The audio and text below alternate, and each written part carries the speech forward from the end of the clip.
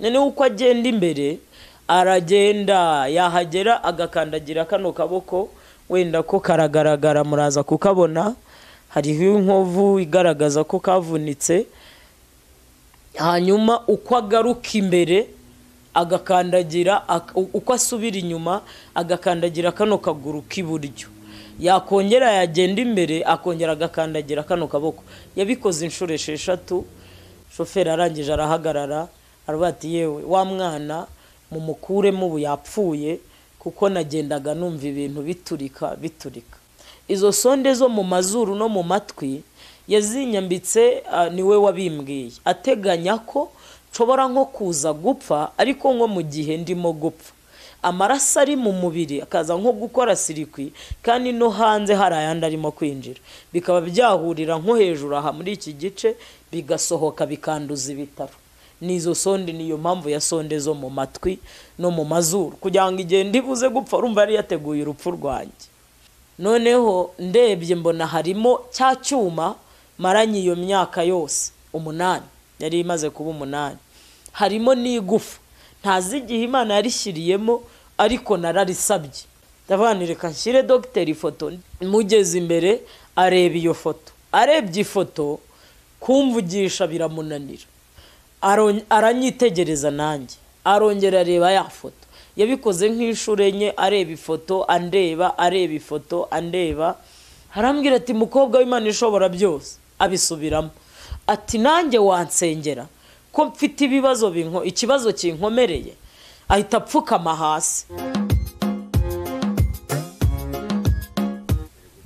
ndabasuhuje mu izina ry'umwami wacu Yesu Kristo Imana ibishimire kandi baho umugisha amazina yanjye nitwa Turabageni haleluya ndi umumama mfite umwana umwe ntuye i Kanombe nsengera muri ADPR paruwase ya Rusororo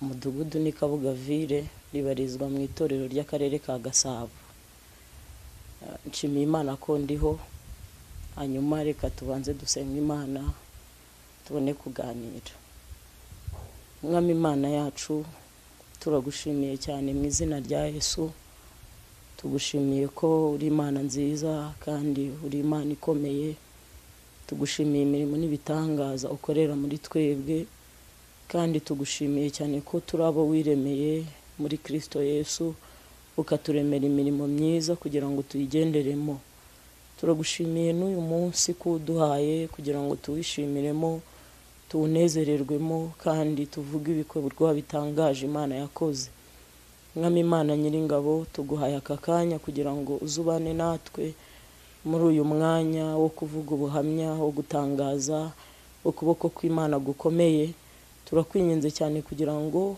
simvugire ubusa abantu benshi bumve kandi basobanukirwe kuri Imana ikiriho kandi gikora ibitangaza we nubane natwe mwuka w'Imana dushyigikire kandi imbabazi zawe zitubeho byose tubisabye Imana data mu izina rya Yesu amen nkuko nabibabwiye ndashimira Imana ko ndiho impamvu mbivuze nuko igihe cyo kutabaho kigeze kubaho gisa naho gikoze ku buzima bwanjye ari nayo mpamvu nicaye aha kugira ngo mbaganirire uko nahuye n'Imana n'ibyo Imana yakoze muri njyewe nkuko rero mu binsabye gutanga ubuhamya mfite ubuhamya bwinshi iyo umuntu angana gutya ubuzima yabayemo imyaka umuntu abagize haba harimo ubuhamya bwinshi ariko ubuhamya numva nabaha n'ubuhamya bw'uko Imana yankoreye ibitangaza ahari ntari numva n'undi muntu wenda birashoboka ko hari undi byabayeho ariko sindamwumva n'ubuhamya bw'uburyo nakoze impanuka y'imodoka bukubiye mu bice bitatu nshaka kubutanga mu bice bitatu kugira ngo bwumvikane igice cya mbere n'uburyo nakoze impanuka y'imodoka ndimo ngenda mu muhanda imodoka ikangonga nkamara isaha n'iminota 40 munsi y'imodoka igice cya kabiri n'uburyo navuwe mu gihe cy'amezi 8 ariko kuri finali nenda kuva kwa muganga dogiteri akankuramo igufa navukanye akarita kanshyiramo icyuma, hanyuma igice cya gatatu ari na Imana yagaragayemo cyane ni uburyo naje gusenga Imana ikansubiza irindi gufa. Biratangaje cyane, ndaza gusaba abantu banyumva cyangwa se bazanyumva, umuntu ajya nyumva ari mu mwuka, kuko iyo ubyumvise uri mu mubiri ugashyiramo analize z'ubwenge wumva bidashoboka, ariko iyo ushyizemo kwizera ugashyiramo imbaraga z'Imana ukanamenya ko Imana ishobora byose urabyumva. Ntangiriye aha rero hari ku itariki 21 z'ukwezi kwa gatatu 2007, nigaga mu mwaka wa 5 primaire, twari mu kizame gisoza igihembwe cya mbere cy'uwo wa 5. Nagiye ku ishuri abandi bana mu gitondo, hanyuma ku ishuri tukaba dufite umurima w'amashu. Uwo murima abana bakajya bajya kuwukiniramo. Umwana yarangiza ibizami, urumviye ahantu hari abana benshi ntago baba bitayeho ngo mwarahinze, cyane ko wenda batari bazi n'uburyo bikorwa naho bijya, bakajya gukiniramo umupira.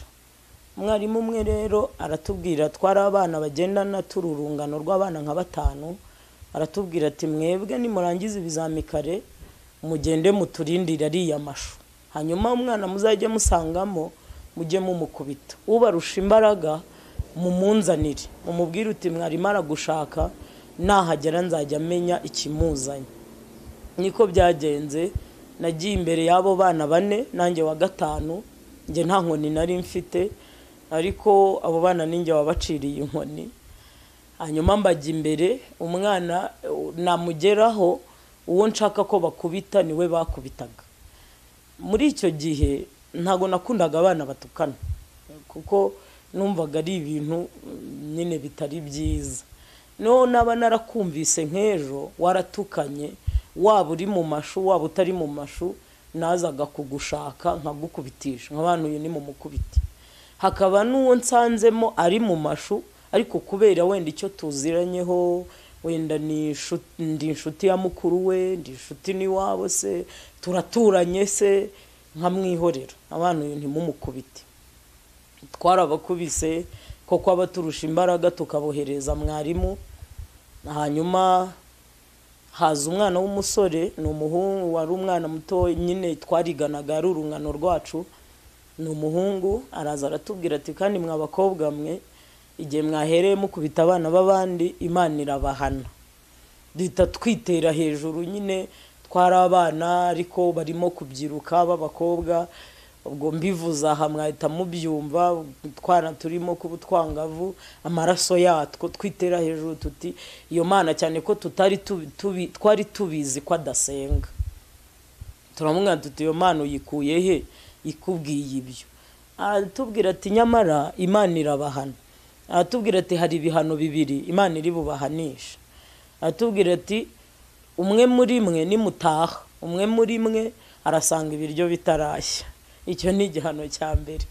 Icya kabiri, nimugaruka ku ishuri mwasanze ibiryo byahiye, umwe muri mwe nagaruka ku ishuri imodoka iramugonga.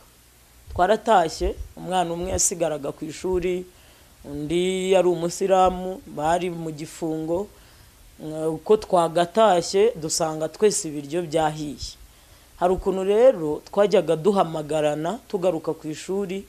Nari ntuye munsi y'umuhanda, hari n'abandi bari batuye munsi y'umuhanda. Uwo mwana w'umusiramu yaratuye haruguru y'umuhanda, yagaruka ku ishuri akaza kumpamagara. Yabona atari buze mu rugo, agaturukana nk'ururabi wabo mbizi neza ko ruhari, akarushyira ahantu ndi buzamukire kugira ngo nze kumenya ko yagiye. Narazamutse nsanga buri mwana wese yashyize akamenyetso iwabo ku irembo gasobanura ngo yagiye. Bivuze ngo nta wakererewe, nanjye sinakererewe.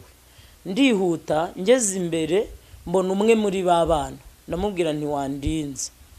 Mu gihe akindinze, hepfo yanjye, hepfo y'umuhanda haturuka undi mwana twicaranaga w'inshuti yanjye, arambwira ati ndinda.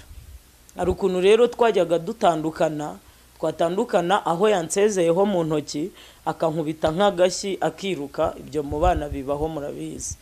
Hanyuma ataha yari yankubise kagashyi.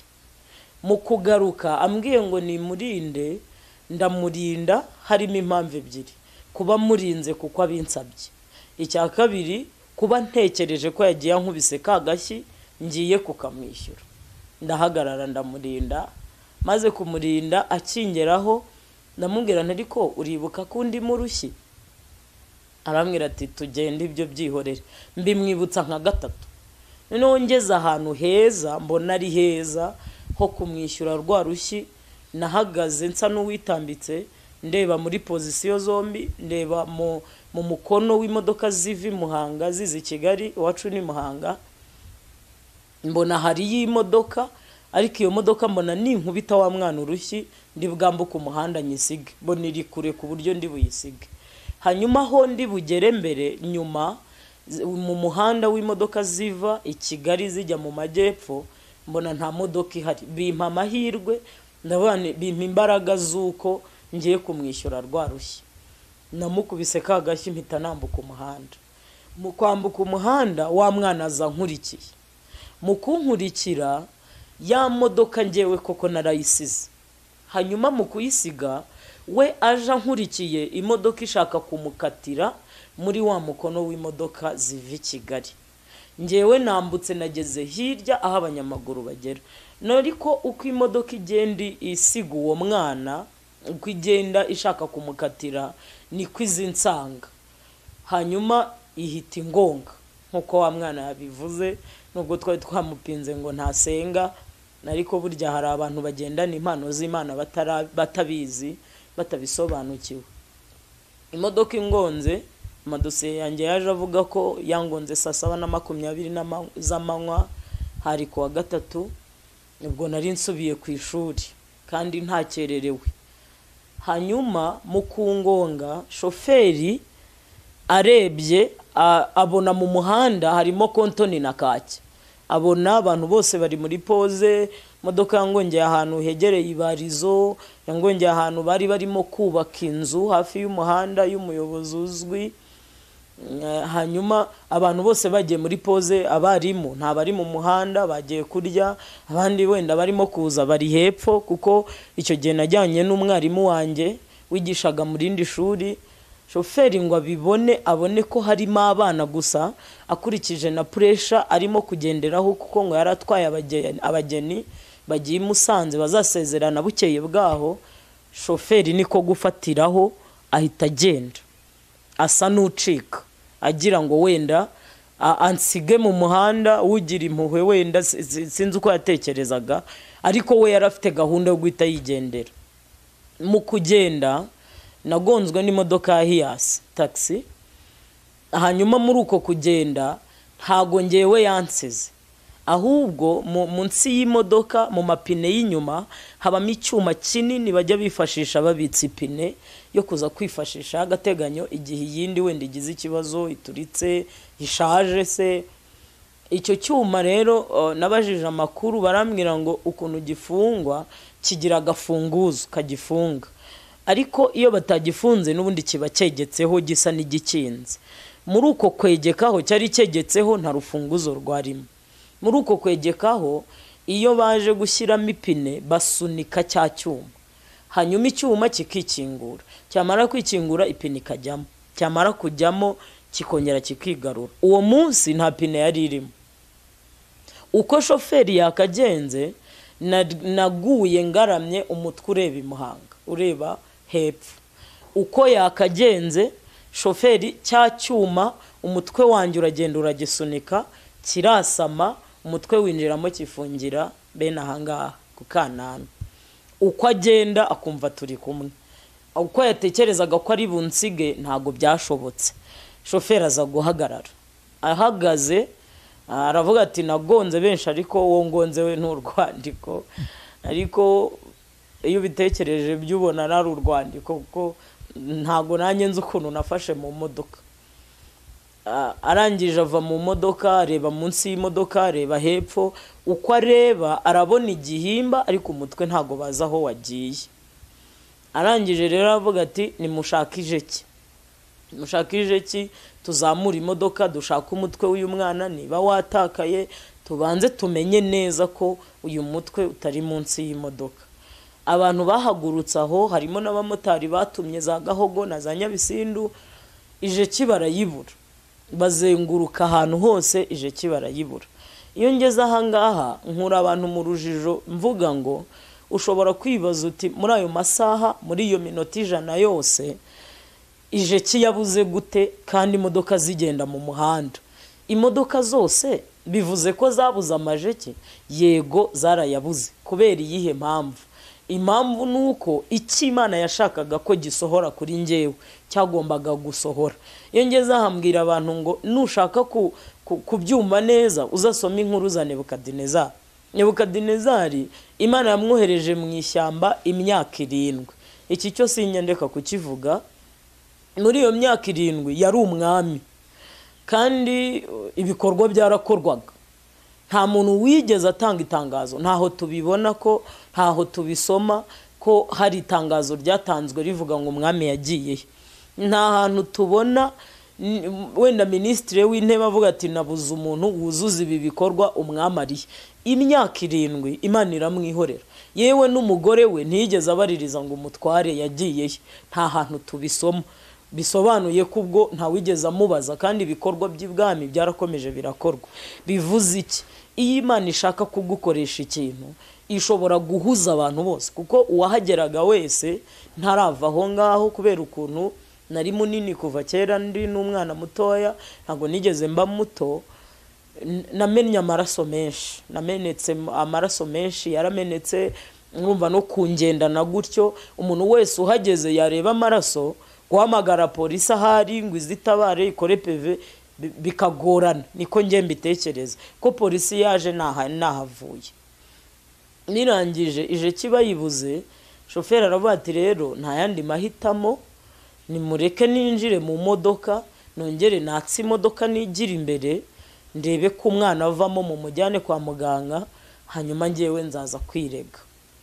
Yinjira mu modoka, yakserera imodoka, yigira imbere.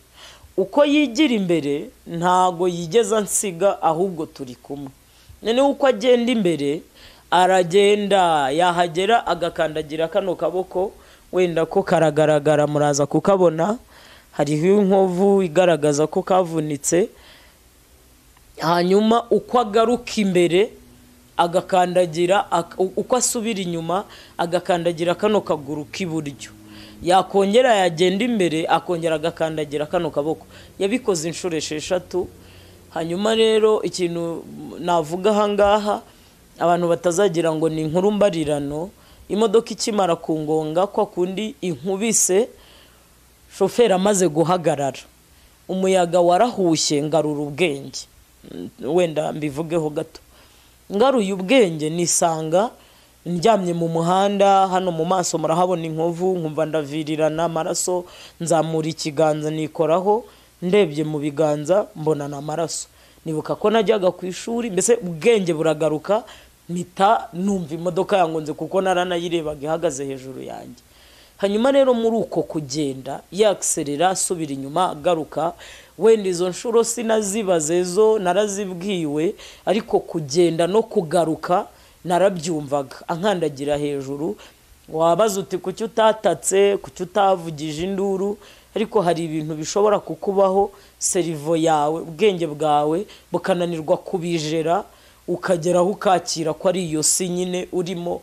Niho trauma igiva, kumva umuntu bwahungabanye, ni hahandi agera umutima ukananirwa kwakira ibintu bimubayeho.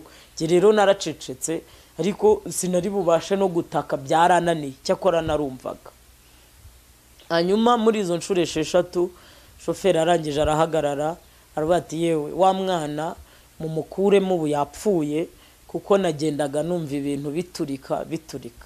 Arahagarara, agihagarara umusaza umwe turaturanye ndanamuzi, aravuga ati hoya ntago uyu mwana yapfuye, ndumva ngewe atapfuye, reka ndebe munsi y'imodoka ndebe uko byagenze. Akireba nahise mvugira hejuru, ndamubwira ntariko muze, ubu yaba ari Imana yemeye ko ibi bimbaho? Ahita ambwira ngo humura urakira, niwe wajyanye inkuru avuye munsi y'imodoka, avuga ati wa mwana ntiyapfuye aracyariho. ni muzima. Abantu rero barambarara munsi y'imodoka barankurura, bankuruye cya cyuma kirarekura, hanyuma nuko navuye munsi y'imodoka. Ndabishimira Imana, amen. Iyo ngeze aha nishimira ukuntu navuye mu modoka, amenya ari mazima, wenda ari bube yaravuyemo, wenda ugutwi kwari gusigara, ariko ukuboko kw'Imana kwabanye nanjye no munsi y'imodoka. Muririmbyi yaririmbye indirimbo aravuga ngo inshuti zo mu isi nta kigenda ngo zigukunda iyo uri mu munezero, ngo wamara gupfa ngo ikagusiga wenyine, ngo ariko Yesu we murajyana. Ngewe rero no munsi y'imodoka namubonyemo ahabwa icyubahiro. Ngira ngo wenda icyo nicyo nakwita igice cya mbere. Nagiye kwa muganga, ngeze kwa muganga namaze y'amezi 8. Ahangaha mu kwezi kwa mbere nagiye nta mituweli mfite, nivuza 100%. Mituweli zari zitarakora, Imana ishimwe nayo yahabaye. Kwivuza ukwezi kose 100% byari bikomeye. Hanyuma ndi mezi 7 yose nayivuje kuri mituweli. Ibi ngibi byo ibyo Imana yakoze muri aya mezi byo byari bikomeye, byari ariko ni byinshi sinabirondora. Mvuze ukuntu twageze nagiye kwa muganga tumaze amezi 9 i Muhanga, undi kavukire yacu naho bitirunda na Gihara mu karere ka Kamonyi. Urumva nta muntu wari utuzi cyane, ariko ngewe nari maze kumenywa, ngira amaraso akundwa. Ntago nzi ukuntu Imana yabikoze. Hanyuma Imana ikoresha abantu baradusura, baradufasha mu buryo bwose. Kwa muganga tugezeyo bakunda mama, nanjye barankunda, batwitaho. Imana ibaha umugisha mwinshi. Hanyuma ntatinze aha, reka mvuge mu kwezi kwa nyuma kwa 8. Ubwo ni mu kwa 11 kwasanzwe, kuko nagiyeyo kwa muganga mu kwa 3. Ngize amezi 8 mu kwa 8 kwanjye, ubwo ni mu kwa 11. Bari bamaze kumvura inshuro nyinshi, aka kaboko kari karakize ariko kakiri motije. Noneho muri uku kwezi kwa 8 ndatinda kuri aka kaguru, niho hariho ubuhamya bukomeye cyane. Aka kaguru bari bamaze kukabaga inshuro 3, bashyira motije, yamara mu kwezi bancisha mu cyuma, bakabona hari iherezo ryayo nta kintu rizamarira, ntago izankiza, bakayikuramo bakongera bagashyiramo indi. Bambaga inshuro 3. Nyuma yo kumbaga bashyizeho sima. Bamaze kunshyira bashyizeho sima ivuye aha mu nda kugera hasi. Nyimarana ukwezi n'igice. Ubwo urumva mu kwezi n'igice nta kweguka, uretse ko nari maze kubimenyera. Namaze amezi agera muri 6 nticara, nize kwicara nk'umwana mutoya, niga kugenda nk'umwana muto. Urabyumva nawe aho ndyamye kubera kaburimbo ku nkuba, mugongo warimo ibisebe, ariko nagombaga kuryama ahantu hose hari inkovu. Ni inkovu y'impanuka, kuko nta hantu na hamwe itageze, uhereye hari ku mutwe ukageza ku birenge. Hanyuma muri uko kwezi kuri iyo sima, imodoka ingonga kubera kunkandagira hejuru, kugenda hejuru y'akaguru, igufa ryaragiye rirashwanyagurika. Urabona nk'umusenyi, uwo musenyi uvange n'umusokoro usanzwe bamwita ko, iyo mbikurura mba numva byarabaye nk'inombi. None uko bamvura ntibikiri, biguma biba byabisate. Hanyuma bashyizeho sima rero, ngushyiraho sima, bya bivungu byaraje byitekera hano hejuru kwitako. Bankuyeho sima basanga bimeze nk'akabaro k'abana, twatubaro tw'abana. Kajya bambwira batujye witonda bitazanaturika, ko byendaga no kuzaturika ngo bisohoke hanze. Hanyuma y'ibyo, hirya y'iyo sima haje umudokiteri, ndabyibuka hari ku cyumweru ku mugoroba. Araza nko mu masaa 9, araza n'umukongomani, azana n'undi muntu kumwe batembera mu bitaro. Araza ageze ku gitanda cyanjye, arandeba, areba amafoto yose. Mfite amafoto menshi cyane, naciye mu cyuma kenshi cyane guhera ku mutwe. Hanyuma aranyitegereza, arangije arambwira ati rero haleluya, twarakuvuye, ariko inshuro zose twakuvuye, ibitaro byose wagenze, ahantu hose wazengurutse, kuko nari maze kugera ahantu henshi, ariko ngataha i Kabgayi. nari mfite ibitari Kabgayi, bakanyohereza nk'Inyanza wenda nabo ngo bashyireho akabo, nkirirwayo nkataha Kabgayi, bakanyohereza nk'Ibutare nkirirwayo ariko nkataha Kabgayi. Nambwa bati ibitaro byose twakuzengurukijemo turabona kukuvura, ubushobozi bwacu nahabugarukiye. Arambwira ati ariko ufite amahirwe, usigaranye amahirwe 3 kugira ngo ukomeze ubeho. Arambwira ati hirwe rya mbere turaguha transferi ugera uwa Faisal. Arambwira ati hari akuma kaba mu Buhinde, bo baratugira ariko si twinshi kuko turahenda. Arambwira ati nugira Imana amahirwe ufite ni nka 28%, nugira umugisha uragasangayo niko kazakuvura, niko bazagushyiramo hanyuma ukomeze survive ubeho. Amahirwe ya kabiri nusanga ntako bafite, bo barakwandikira ujye mu Buhinde, niba iwanyu mufite ubushobozi barakwandikira ujye mu Buhinde hanyuma uzajye kukarebayo. Amahirwe ya gatatu, niba iwanyu bifite, niba bibananiye kujya mu Buhinde n'ubundi barikokoye amafaranga bamaze kugutangaho ni menshi, n'ubundi bazakugurira igare bajye bakugaburira wicaye kugeza aho Imana izagutabarira. Iryo jambo ry'igare numva ari ryo ryankozeho cyane. Bambwiye igare nari mfite imyaka 12, kwicara mu igare mu myaka 12 kuzageza aho uzapfira, kuko yakubwiye ngo bajye bakugaburira wicaye kugeza aho Imana izagutabarira. Ikintu abavuze ubucyumva uba wumva nyine ari ukugeza igihe uzapfira. Yaragiye arambwira ati ejo ku wa mbere bazakuzanira transferi hanyuma mugera uwa Faisal. Aragenda. Hashize umwanya mama wanjye arinjira, amaze kwinjira muhayo makuru. We rero kubyakira byari bikomeye, byaramugoye cyane. Nta yindi mpamvu ni ukumara igihe kinini mu bitaro, agatekereza ko yibwira ko azacyura umwana muzima, yarangiza agahura n'ingorane zo kumva ko azacyura akamuga. Byaramugoye cyane kuko tunabana mu bitaro nabonaga yararembye kundusha. Abaganga bamwitagaho nawe kugira ngo asinzire cyangwa se abe bize, bakamutiza nk'ibinyamakuru agasoma, bakamutiza radio. Ukurikije uko nari meze, kwiyakira byari byaramugoye. Ongeraho ijambo ryo kumva ko agiye gucyura umuntu uri ku igare.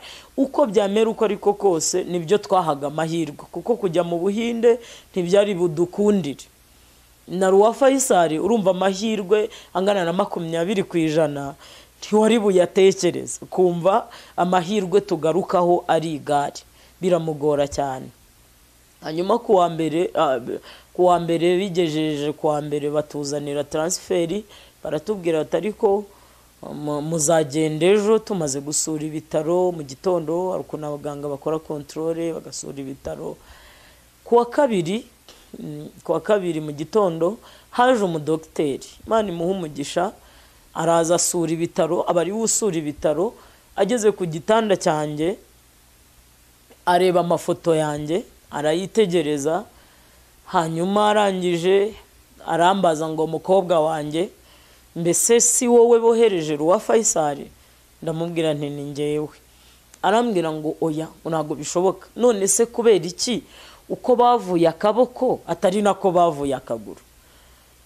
Numva muri njyewe umutima wanjye ugaruye icyizere. Abandi mutima wanjye tuza, wabona dogiteri aje ari igisubizo cyawe. Mama navuze gutyo, ubusanzwe si ntago yari umudokiteri w'amagufa, ni dogiteri w'abana. Icyamuzanye rero ko ari ukugira ngo mbone ubuzima. Arangije ndamubwira ni ntago nzi impamvu. Arambwira ngo rero ntago ruwa Faisal uri bujyeyo, Imana ishimwe.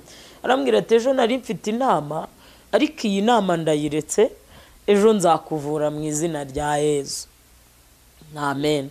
Abwira mama, aramubwira ati ejo ntimuzamugaburire, iyo umuntu agiye kwiseta ari kondisiyo bamuha, bati ejo ntimuzamugaburire, ntimuzagira icyo mumuha, ejo tuzamuvura. Ninjiye mu iseta 3:30 za mu gitondo, ubwo ni ku wa gatatu. hanyuma nirirwamo. Navuye mu iseta saa 4:30 za nijoro. Hanyuma dogiteri arara kwa muganga, abwira mama, aramubwira ati ndarara hano kugira ngo nze kumenya uko biri bugende, nihagira ikibazo umwana aza kugira uze kumpamagara. Umva impamvu yabimubwiye. Navuye mu iseta nambaye sonde ahantu hose, nambaye sonde mu matwi, nambaye sonde mu mazuru, nabyita nka sonde, nambaye ibisonde bibiri hano mu kaboko kuko niwo munsi bakuyemo tije birimo kuzamura imyanda. Hari imyanda iza ari amaraso, urumva tije imaze amezi 8 mu mubiri, nari nambayemo 2, mu itako nari nambayemo 4. Hari indi sonde rero nambaye nkigera kwa muganga yo kwihagarika, abantu bazi umusonga wayo wenda nibanyumva barumva gukomera kwima. Hanyuma nari nambaye n'ikindi hano mu kanwa, rukuntu ugira ikinya cyinshi kikakubamo cyinshi, bagateganya ko gishobora kukuvamo gitunguranye ururimi karuruma, bagashyiramo rero icyo kintu kugira ngo utaza kwiruma. Navuye mu bitaro nambaye imigozi ahantu hose. Hanyuma aha ku kaboko k'iburyo harimo serumu y'amazi n'iy'amaraso, ko banteraga amaraso kandi nta handi hantu bari buteri y'amazi. Urumva nari nambaye imigozi myinshi. Hanyuma kuvuga gutyo ngo ntataha, we yateganyaga ko ndi bupfe. Izo sonde zo mu mazuru no mu matwi yazinyambitse, niwe wabimbwiye, ateganya ko nshobora nko kuza gupfa, ariko nko mu gihe ndimo gupfa amaraso ari mu mubiri akaza nko gukora sirikwi, kandi no hanze hari ayandi arimo kwinjira, bikaba byahurira nko hejuru aha muri iki gice bigasohoka bikanduza ibitaro. Nizo sonde, niyo mpamvu ya sonde zo mu matwi no mu mazuru, kugira ngo igihe ndibuze gupfa, urumva yari yateguye urupfu rwanjye, kugira ngo mu gihe ndibuze gupfa amaraso ataza kwangiza ibitaro. Hanyuma nko mu masaa 11 za mu gitondo navuye mu kinya, mvamo ndirimba, numva nishimye. Mu gitondo rero araza anyumva ndimo ndirimba ngo uruwera Imana Nyiringabo, isi yose yuzuye icyubahiro cyawe.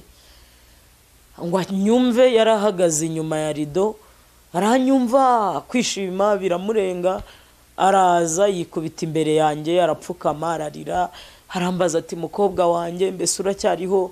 Ndamubwira nti ndacyariho, kubera ukuntu yumvise ndirimba. Arambaza ngo Imana usenga yakurinze? Ndamubwira ni dogite, Imana nkorera yabanye nanjye, akundi kuyikorera uretse umugisha wo kuba naravukiye mu rugo rukijijwe mu myaka 12. Sinibaza ko hari ikintu numva naba narigeze gukorera Imana, sinaba nkikibuka. Mwenda kereka umuco umuntu abasanganywe no kuba naravukiye kuri iyo gahunda y'abantu basenga, ariko mpita niha icyizere, ndavuga ngo Imana nkorera yabanye nanjye. Ahita yicara ambwira ibintu bigera muri 3, arambwira ngo hashimwe Imana usenga yakurinze. Niho yansobanuriye impamvu y'izo sonde. Ahambwe ati jewe nari nzi kuri bupfe, ni nacyo cyatumye ndara mu bitaro. Arambwira ati cya kabiri, ushira ubwoba, kuko ibyo bari bugukorere mu Buhinde nanjye nibyo nagukoreye, kandi akuma bagutumaga nanjye niko nagushyizemo. Urumva yari yambaza. Haleluya. Arangije arambwira ati kandi byo mu Buhinde bari bugukorere nanjye nibyo nakoze. Arambwira ati akakuma nkamaranye imyaka igera muri 3. Arambwira ati hari abantu benshi baje bagakeneye, bamwe ndabareka bajya mu Buhinde ndagasigarana, bandi ndabareka barataha, iryo gare bararigura ndagasigarana. Arambwira ati sinzi icyo uri cyo, ubundi uri muntu ki watumye ndekura akakuma? Ndamubwira ni dogite, twebwe turi ubwoko bwatoranijwe. Amagambo nagiraga yo muri Bibiliya isuko nasomaga Bibiliya cyane, ahubwo nukubera kuba muri urwo rugo nkahura n'abantu basenga cyane, bakaza no mu rugo nkafata no mu mutwe, kuko ntiwari bumbaze ngo aya magambo uvuze yanditse he, ariko nkumva narayafashe. Hanyuma arangije arambwira ati rero icya gatatu cyo reka nkikubwire, ariko ndumva giteye ubwoba. Nise ni igiki? arambwira ati se urabyakira gute? Turabiganira. Arambwira ati nyibwirira.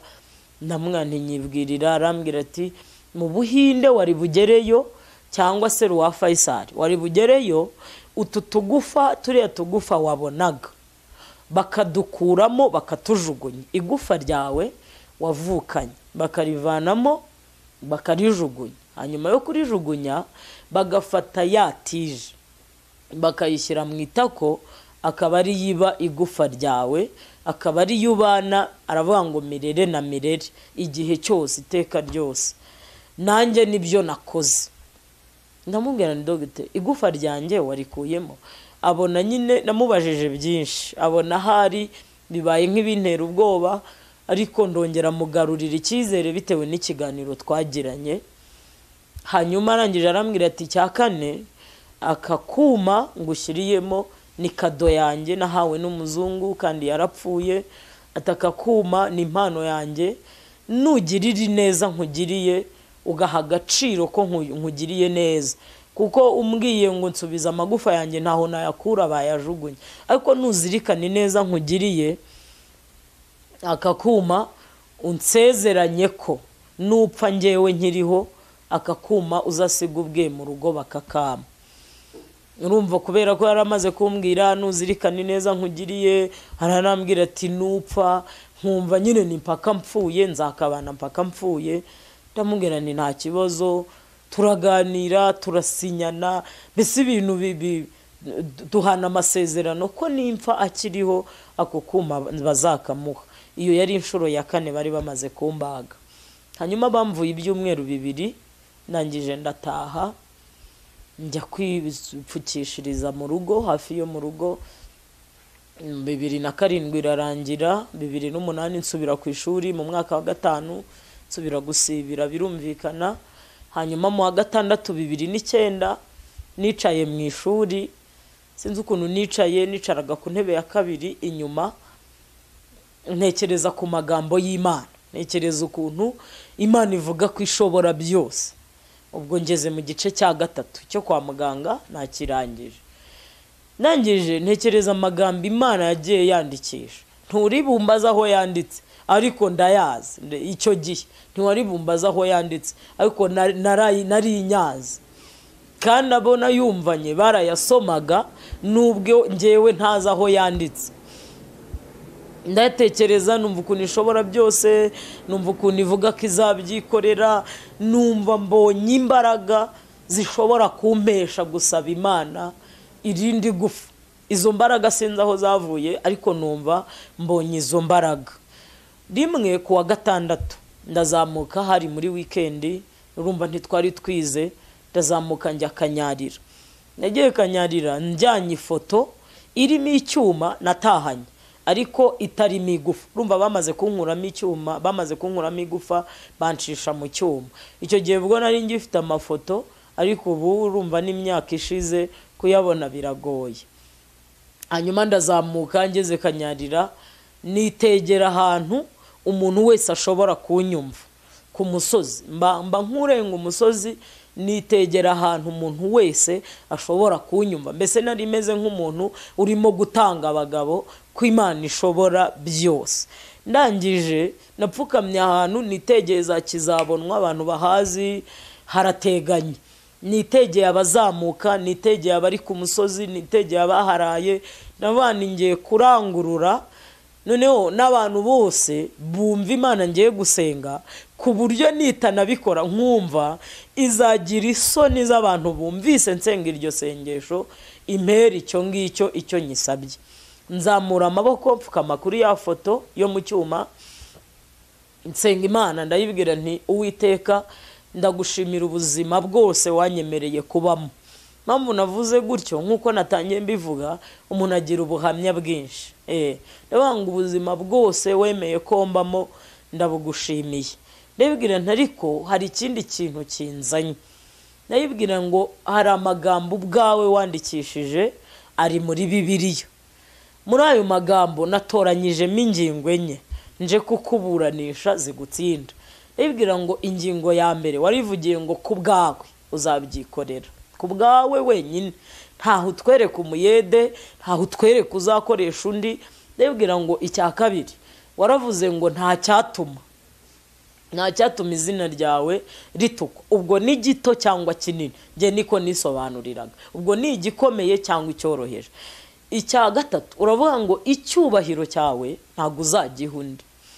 Icya kane uravuga ngo uko wari kera n'uyu munsi niko uri. Ndabwira ngo nyibutsa amagambo menshi, nyibwira inkuru zo kwa Yayiro, nyibutsa inkuru za Tabita. Ndabwira ngo icyo gihe ni wowe Mana yari iriho, ariko si uko wari uri uzura Tabita n'uyu munsi ni kuri. Ndongera ndayibaza, ndabwira ngo ugeze kwa Yayiro wazuye umwana, uyu munsi ni kuri. Nyibaza ibintu byinshi by'abantu bapfuye Imana ikagenda ibazura. Ndabwira ni wenda ibyo biroroshye kugendana umwuka urawugendana, kuba wahumekeramo umuntu wabuze umwuka ukamuhumekeramo undi mwuka birakoroheye. Ndabwira ntariko nge nawe reka twibukiranye amagufa yo mu kibaya.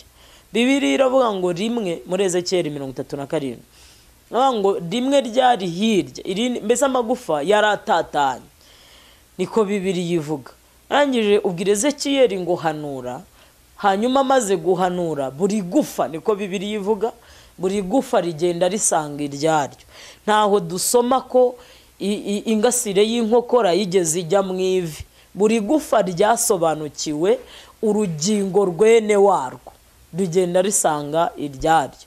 Ndabibwira ngo rero uko wari icyo gihe niba n'uyu munsi ari kuri.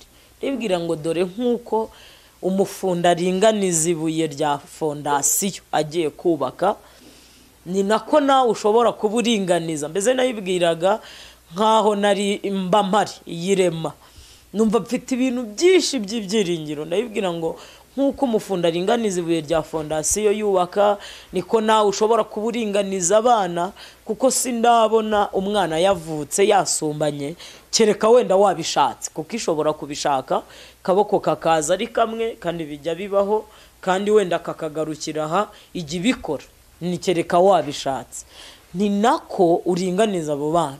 None rero ugende usange puberi ujye ujugunyamo utwo tuntu, uringanire, ukura kuri abo bana. Niba ari ikirenge ukaringanizaho, niba ari akaboko ukaringanizaho, puberi ujye utujugunyamo. Ugende uyegere ubumbabumba utwo tuntu umpigufa, kuko nutarima. Icya mbere nzabibwira abantu, nzavuga ko udashobora byose. Icya kabiri icyubahiro cyawe dogiteri azaba agitwaye, kubera ko yampaye igufa ryo kugenderaho. Uwa mbere yavuze ko ari igare, ariko uwa kabiri yampaye igufa nubwo ari aritifisiyeri, ariko ndigenderaho, sindi mu igare. Icyubahiro cyawe arakigutwaye pe. Ubwo ngewe niwe nzaramburira amaboko, kuko ari we wankuye mu igare.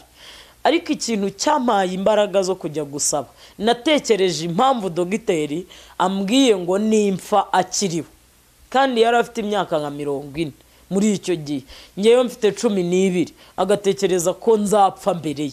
Ndavuga ubu buzima mpaye ni ubuzima, ariko nzabubura nk'ejo, nkumva si ubw'igihe kirekire. Bituma rero njya gusaba Imana. Naramanutse, manuka inyihoreye, manuka hari ukuntu wenda Imana igikoresha abantu, umuntu akaza akakubwira ati, Imana ikamuvugiramo, kavuga ati wenda ibyo wasengeye Imana yabyumvise. Mpava nta numpaye ubwo buhanuzi, nibura ngo ngire ibyiringiro by'uko Imana yanyumvise. Ariko Imana yari yanyumvise. Ndaje ngusobanurira ukuntu Imana yari yanyumvise. Naratashye, ubwo ni 2009, njya kwiga, ndangiza mu wa 6, 2010 njya ku ishuri. Ngeze ku ishuri mu mwaka wa mbere nagiye kwiga irukoma, hanyuma ngezeyo igihembwe cya mbere ndakiga, ariko icya kabiri sinakirangiza. Naje kurwara kakaguru kakajya kazamo amazi menshi, amazi sinkamenya haturuka. Ya mazi muganga nyandikira ko bazajya bayavoma buri kwezi. Bamaze kuyavoma nka 2, muganga aravuga ati ibi ntabyo, birashoboka ko impamvu wenda ayo mazi aza ari inyama zigenda zigakoma kuri cya cyuma yatije abana, hanyuma inyama zikikamura. Noneho naze yiga ataha, ajye yiga ari externe ataha, akora siporo, akora iyo muvoma, wenda ayo mazi azashiramo. Hanyuma banyandikira kujya niga ntaha, nkiga aho nshaka ariko nkiga ntaha. Naratashye kuko njya kwiga ntaha, ariko ya mazi akomeza kuza kandi uko bayavomye akiyongera. Uyu munsi niba bakuyemo litiro wenda n'urugero, ejo bagakuramo litiro n'igice, amazi gushiramo biranga. Hanyuma naje gukora tronkome, hari aho nageze mu wa gatatu numva ndashaka nko gupfa. Mbwira Imana ni wambabariye nkipfira bibishinge banjomba buri munsi, nagusabye gukira byarakunaniye, kunkiza byarakunaniye, noneho nyihera urupfu. Noneho ngeze mu wa gatatu numva kwiga ntibigishobotse, numva nava mu ishuri. Narabitekereje ndanabikora, maze gususha kuzuza ifishi mva mu ishuri nditahira. Nasubiyeyo ngiye gukora icya leta. Ngewe sinashakaga gutsinda. Kubera iki? Ko ubwa mbere naratsinze siniga kubera uburwayi, kandi Imana kunkiza byayinaniye. Ariko narakoze nkora icya leta kuko icyo nashakaga atari wo mugambi w'Imana, byabaye ngombwa ko ntsinda. Biranambabaza cyane kubera ko ntsinze ntabishaka, ariko kuko ari by'Imana yashakaga ndatsinda. Njya kwiga mu mwaka wa 4, njya kwiga i Butare. Ngezeyo mu gihembwe cya mbere n'icya kabiri, nkajya nitwararika buri kwezi koko nkaza kwivomesha y'amazi.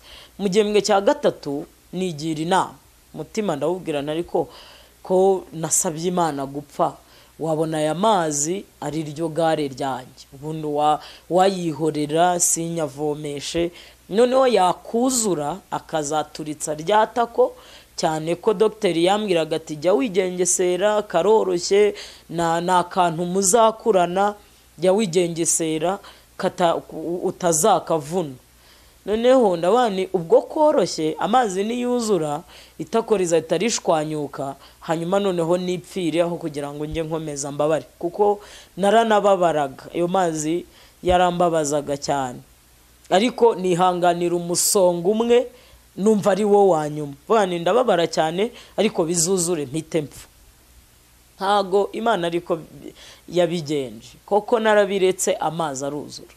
Amaze kuzura ya mazi, kubera ukuntu nabaye mu bitaro, mfite ifoto ibiza kubigaragaza, hari ahantu bashyizemo ibisumari, ibintu by'ibisumari bisohoka inyuma, bamwe murabizi cyangwa ni mu byumba muri bubimenye. Noneho hari imyenge, bigaragara no ku ifoto nubwo bitagaragara neza, hari imyenge byari byarasize aho babijombye. Noneho ya mazi uko yakuzuye, n'izo nshuro zose bamaze kumbaga zigera nko kurenye, amazi ahita yishakira inzira, ahita tobora. Uze kunyumva uri mu mwuka, kuko kumva ko amazi yavuyemo imbere mu igufa, mu itako, aho igufa ryakabaye riri, akaza inyuma, wazambaza ngo yarenze inyama gute, yarenze imitsi gute, ese yitandukanyije n'amaraso gute, ntago mbizi. Iyo ni fenomene y'Imana.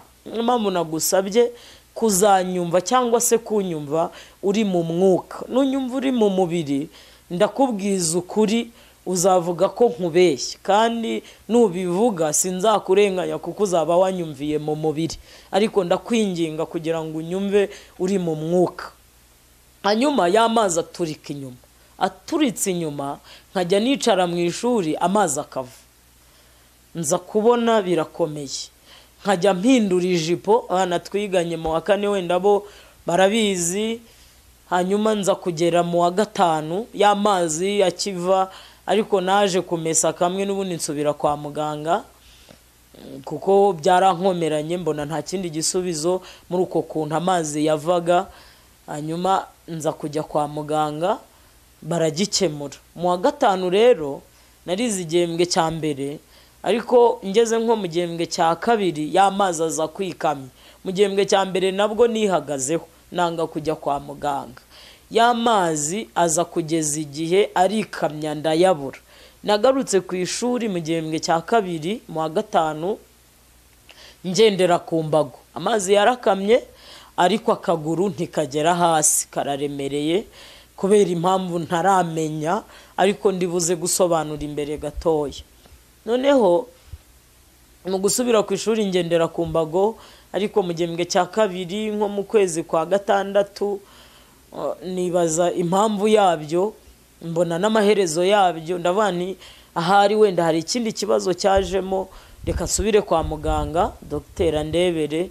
Ndamuhamagara kuri telefone kuko nageraga nimero ye kandi niwe wankurikiranaga wenyine. Ndamuhamagara ndamubwira ngo bya bintu ko mbona byakomeye, nasubiye ku mbago, kaguru kadakora hasi, ntikari kagihina, nsigaye nicara mu ishuri nkashyira kandi kaguru indi ntebe imbere nkashyiraho akaguru. Hanyuma ndangije arambwira ati rero uzaze turebe ikibazo kirimo. Amarandevu ndaza ancisha mu cyuma.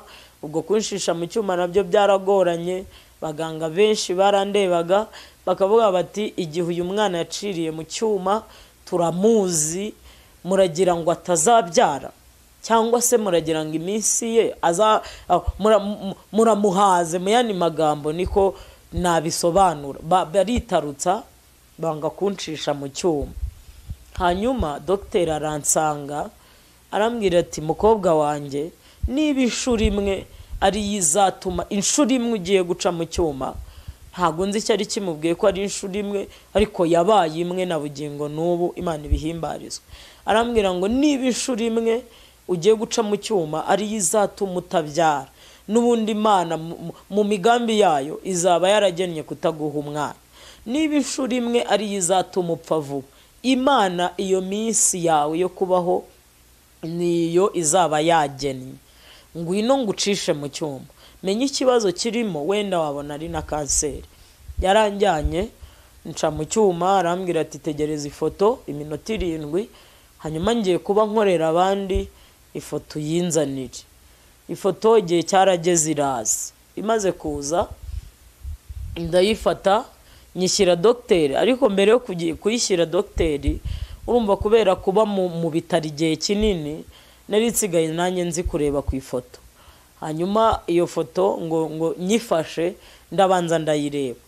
Mare kuyireba, haleluya, mare kuyitegereza, nyitegereje mbona mu kaguru muri ya foto haragaragaramo ibintu bibiri. Ku bantu babizi mwita ku bundi habamo igufa rimwe. Hanyuma harimo ibintu bibiri, akaba ari nabyo byatumaga akaguru katagera hasi cyangwa ngo gahine. Urumva niba Imana yaragennye ko mwita ko habamo igufa rimwe, hakaba harimo ibintu bibiri, byanze bikunze kararemererwaga.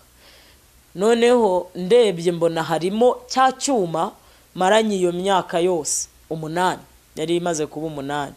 Harimo n'igufa, ntazi igihe Imana yarishyiriyemo, ariko nararisabye. Harimo n'igufa Imana yampaye. Noneho ngewe kwishima no kurira kubera ibyishimo numva birananiye, ariko ndavanireka nshyire dogiteri ifoto ndijijisha nk'umuntu utabizi. Foto ndayimushyira, mugeze imbere areba iyo foto. Arebye ifoto kumvugisha biramunanira, aranyitegereza nanjye, arongera areba ya foto. Yabikoze nk'inshuro enye, areba ifoto andeba, areba ifoto andeba. Arangije nkora mu biganza, arambwira ati mukobwa wanjye, harya wambwiye ko witwa nde? Ndamubwira ni dogiteri, nitwa Turabageni haleluya, umukobwa w'Imana ishobora byose. Kubera ko nari nasabye Imana ndabibwira ngo niba ushobora byose koko bizagaragare. Tumenyereye ko Imana ishobora gukiza ibintu bikomeye. Imana ishobora gukiza umuntu sida, kagukiza diabete, kagukiza kanseri.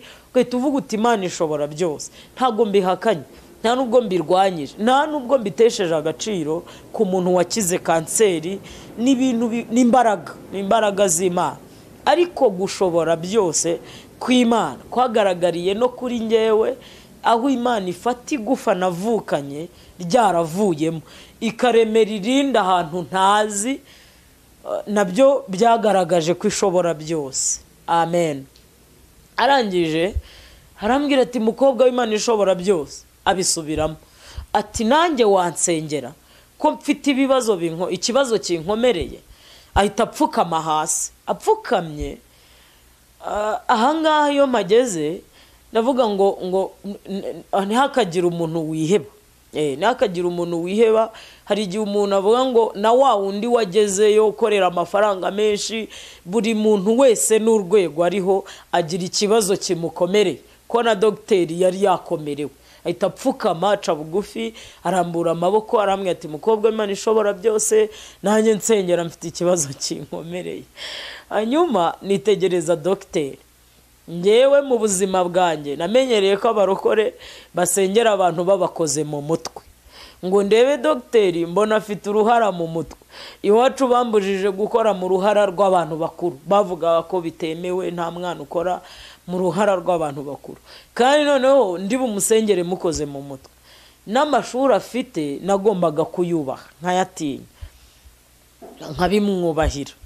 Ariko numva umuntu, numva ijwi mu bitugu byanjye rirambwiye ngo mbese abayuda barusha iki abandi. Ndabyisobanurira, babarusha mu buryo bwose. Mu buryo bwose ubwo wahera mu myambarire, wahera mu mibereho. Ubusanzwe abayuda ntago babaho nk'abandi. Babarusha mu buryo bwose. Paulo we yageze no mu nkoni arabangwenye mbarusha gukubitwa, mbarusha. Bivuze ngo tugira itandukaniro n'iry'abandi. Uko byagenda uko ariko kose mu mubabaro, iyo tugeze mu mubabaro ushobora kubabazwa kurusha abandi. No mu byishimo Imana ikugarutseho ushobora kwishima kurusha abandi. Ndavuga nti ubwo ndi umuyuda n'ubwo ndi umwana, burya nemerewe gukora mu mutwe wa dogiteri, mpfa kuba ndi umuyuda. Mpita ndambura ikiganza mu mutwe, ndavuga nti Imana ishobora byose, uyu munsi bigaragare ko ari wowe Mana, mu izina rya Yesu, amen. Nuko nasenze. Ahita avuga ngo hashimwe Imana wasenze ikora ibyo abantu badakora. Twe nk'abaganga twari twaranzuye kuzapfana icyuma mu kaguru, ariko Imana usenga ikoze ibyo abantu batakora. Avuga ibintu byinshi kubera umunezero, nawe wabyumva. Ndakwibutsa ko uyu mudogiteri nkiriye ifoto akabona igufa rya kabiri ari we wankuyemo iryo navukanye. Afite amakuru yuzuye ko nta gufa nakabaye mfite mu kaguru kanjye. Ahita ambwira ngo na rwa rupapuro y'amasezerano twagiranye ko twaranditse ndayaciye ku itariki 14 z'ukwezi kwa 4 uzaze bagukuremo tije usigarane igufa ryawe, kuko Imana usenga ikoze ibyo abantu batakora. Naratashye 14 ndagaruka.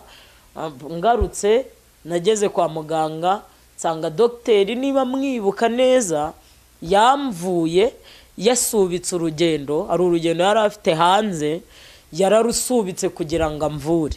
Noneho uko Imana igenda ikora impa n'igufa irema n'ibindi bintu, ba bantu bari bujyane nabo baramubuze, ngira ngo niwe wari bubayobora, hari simbizi. Arangije bamubuza urugendo bararusubika. Barusubitse rumara iyo myaka yose. Nagarutse kwikuza motije bararusubukuye, amaze iminsi nk'ibiri agiye. Hanyuma ngeze kwa muganga bakajya bandeba, bakareba randevu mfite ahari, bakanga no kuvuga babo bati uwayimwandikiye ninde ko tubizi ko nta gufa afite, bakansubizayo. Bambaze ku nshuro nk'iya 3. Noneho bamaze ngeze kwa muganga, umudogiteri umwe arandeba w'umunyamurenge w'umwana mwiza cyane, arandeba arambaza tuje gukora iki. Ndamubwira ninje kwivuza. Atuje kwivuza iki? Ninje kwikuza motije. Arambwira ati warasaze? Tije si ryo gufa twaguhaye. Ndamubwira ni dogiteri, Imana yampaye igufa. Arambwira ati ariko iyo Mana usenga si abandi baza basenga.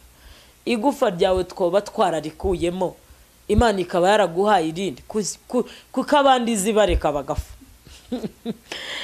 Ndamubwira ni dogiteri, buri wese agiranye nukwe. Wanjye bayanzigamye kugira ngo mukorere. Nuko namubwiye. Ahita nshikuza ifoto atizana turebe. Arareba yitegereza ya foto. Aravuga ati reka iki ni igicucucucu catije ntabwo ari igufa. Ndamubwira ni dogite ashaka no kunsubizayo, uje kwiyahura. Avuga nyine ibintu byinshi byo kunkuramo imbaraga, ariko ngira ngo ahari yateraga n'urwenya kuko yari yabibonye. Ndamubwira ni dogite wowe kora ibyo ugomba gukora, nyinjiza mu iseta, kora ibyo ugomba gukora nka muganga, tije iraza kwikuramo. Anyinjiza mu iseta, arangije antera ikinya, nibyo yagombaga gukora, antera na serumu. Nta muntu ahari ubagwa adatewe serumu kuko niyimugaburira. Arangije arambwira ati ngaho hamagara Imana yawe hareru mukuremo tije. Ndaseka ndamubwira ni dogite wari wajya kwishansiye ukahasanga umufundi utagira umuyede?